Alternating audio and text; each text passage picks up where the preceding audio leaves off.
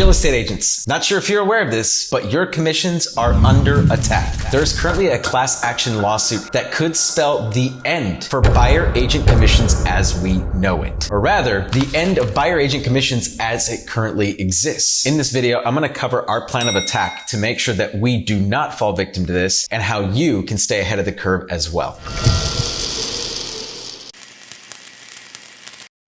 For those of you who don't know me, my name is Danny Gould. I'm the CEO and founder of the Selling Silicon Valley Group, as well as Legendary Agents. Over the last 8 years, I've sold well over $200 million worth of real estate here in the San Francisco Bay Area. And right now, NAR is under attack, and the entire realtor population, as we know it, is under attack. And I'm not going to get into whether it's wrong or right or what have you. Like, it is what it is. And right now, as realtors, we can either become victims of the circumstances, or we can think about what can we do differently, or what could we be doing right now to hedge and make sure that we don't become the victim, that our businesses do not become impacted by this. And that's exactly what I'm going to be covering today, is how to make sure that myself and my team, that we don't become a casualty of the changes that are coming in our industry, or at this point, at least potentially coming, but it's definitely a possibility. So I really have three thoughts or three courses of action here to prepare for coming changes. The first one being, if you don't already use a buyer broker agreement or an exclusive buyer agreement or a buyer VIP agreement, whatever buyer agreement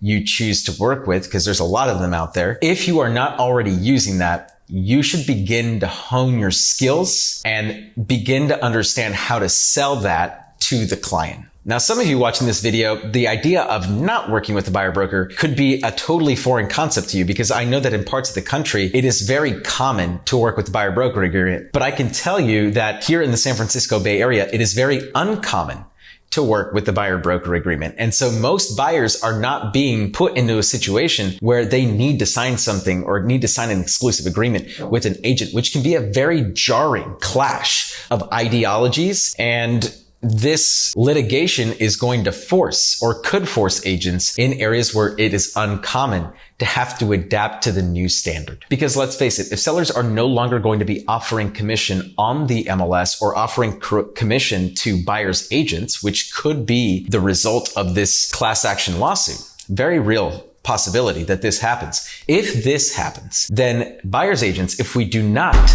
get a buyer broker agreement signed, what does that mean? That means you are not going to get paid at the end of the transaction. So you're going to essentially work for free. So without a buyer representation agreement signed in this circumstance, you could end up working for free. So either you're going to hone your skills or you're going to go out of business. Now, does this mean that you have to go out and get buyer broker agreements signed today? Absolutely not. But it is absolutely something that you should begin to hone your skills on if you have been accustomed to doing this in the past. I just had a guest speaker on for my team a few weeks ago, Megan Fass, who sells a boatload of real estate out in the Virginia area. And she came on and shared her secrets on how she gets a buyer agreement signed every single time that she meets with the buyer. And it was a very impactful seminar. One of my key takeaways from that seminar was, number one, she does a full-fledged buyer consultation with every buyer, which, by the way, my team does. And if you're not doing that with your buyers, then that's the first step, because there's no way you're going to get a buyer broker agreement signed without building value through a full-fledged buyer consultation. So we start there. And after we have the consultation, then we are future pacing in the entire consultation by talking about our signed clients. And that's what Megan did really well, is that in her presentation, she would talk primarily about how the differences between her prospects versus her signed clients, and how 80% of her time is spent with her signed clients, finding them off-market opportunities, showing them properties, taking calls on nights and weekends. And all of those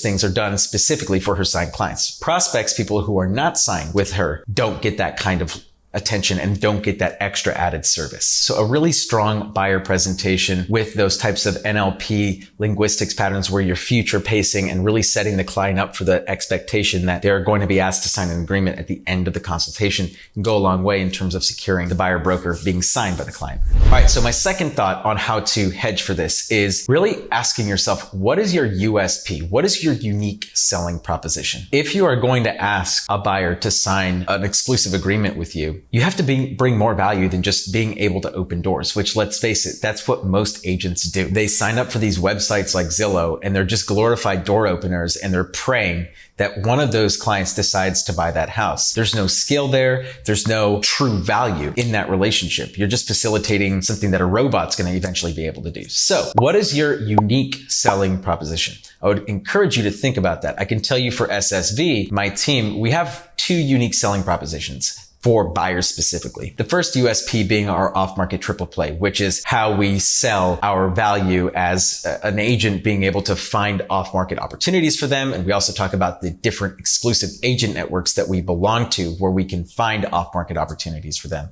as well. In addition to that, we talk about our SSV success formula, which, especially in a multiple offer market, we have over a 70% success rate at getting our clients' first offer accepted. And we talk about the formula that we use and the strategy that we use every single time. And we go play by play on the formula, and we show them that we have a strategy that is proven to work. And by sharing that with them, we are showing them, hey, you are partnering with someone that has a playbook, that knows what they're doing, and that is more than just a door opener. We're great negotiators, and we have off-market opportunities. And of course, we are looking to expand and build on that. I know agents around the country that have free moving trucks for their clients. They offer certain advantages to working with them, like home inspections, half covered, things like that. So we have not ventured into doing anything monetary like that as of yet, but there are multiple ways to provide value to your clients. And so find your unique selling propositions, make sure that they are actually unique to you, and give it a catchy name so that it sounds like an actual thing, as opposed to just like, yeah, we can find you off-market opportunities. There's a big difference between, yeah, I have access to off-markets, and, oh, well, have you heard about my off-market triple play? Oh, no, what's that? Okay, gotcha.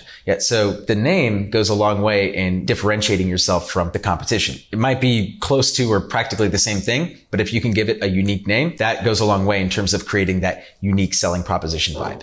All right, so my third and final thought on how to hedge against the coming changes is to start practicing better levels of service now. In the future, the buyer's agent or the company or the team or whatever that wins is going to be the one who's able to provide the most consistent and highest level service. Meaning the agent or the team or the company that can consistently provide the highest level of care and service to their clients are the ones who are going to win. Why? Those are the ones who are going to get more referrals, they're going to get more attention. And ultimately, if the buyers are going to have to pay, they're going to care more about who they work with, and they're going to care more about the level of service that they're getting. Right now, I don't know if you've experienced this in your career as a buyer's agent. There's this feeling where the buyers are like, oh, I don't want to bother my agent. I don't want to bother them, and we'll just go see this house on my own, that sort of thing. Has that happened to you? Because I know that it's happened to me, where the clients are like, well, we didn't want to bother you this weekend, but we actually went to go see a couple of the houses. Guess what? In the future, if the buyers know that they're going to have to pay you, that shit ain't happening. They are absolutely going to come to you every time they want to see a house. They're going to expect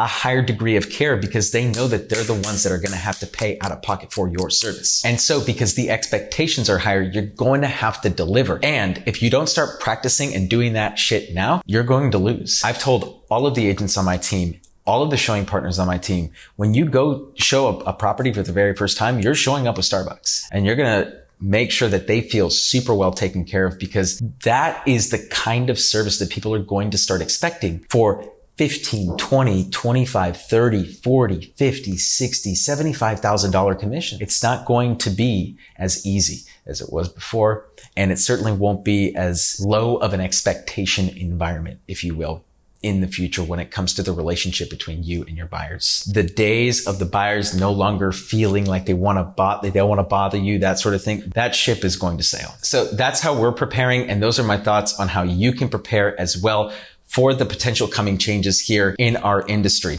If you have ideas or you have thoughts on this, maybe you disagree with me, I'd love to hear your comments in the comments down below. And if you've made it this far in the video, you're not yet subscribed yet, what are you waiting for? Click the subscribe button, give us a thumbs up, and hit the notification bell while you're at it. It costs you nothing, and it helps me get in front of more awesome agents just like you. This is Danny Gould, everyone, selling Silicon Valley. Stay legendary, everybody.